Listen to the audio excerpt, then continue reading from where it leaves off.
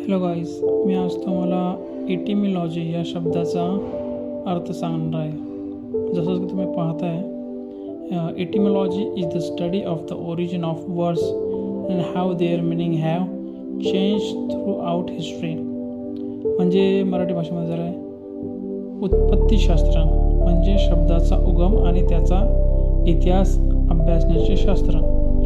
सोप्या भाषेत सांगायचे तर एखादा शब्द नेमका कुठून आला, त्याचा मूळ अर्थ काय होता आणि काळानुसार तो कसा बदलला याचा अर्थ म्हणजे उत्पत्ती. आता शब्दाची फोड, द इन्ग्रेडियंट. इंग्रजीतील बहुतेक शब्द 3 भागातून बनलेले आहेत. एक आहे रूट म्हणजे मूळ शब्द, शब्दाचा मुख्य आधार, उदाहरणार्थ बायो म्हणजे जीवन, प्रिफिक्स म्हणजे उपसर्ग, शब्दाच्या सुरुवातीला लागणारा भाग, उदाहरणार्थ आपण हॅपी शब्द घेतला त्याच्या पुढे UN लावला म्हणजे अनहॅपी होतो, आणि सफिक्स म्हणजे प्रत्यय, शब्दाच्या शेवटी लागणाऱ्या भागाला सफिक्स असे म्हणतात. जसं हॅपी, उदाहरणार्थ हॅपी, त्याच्या एंडिंगला आपण NEWS हॅपीनेस होतो.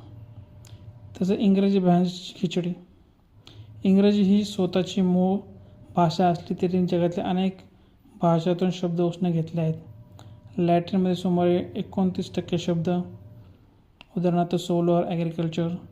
फ्रेंचमधून सुमारे 29% शब्द, लायब्ररी, जस्टिस. आणि ग्रीक भाषेतून सुमारे 60% शब्द. तसं सायकोलॉजी आणि टेलिफोन.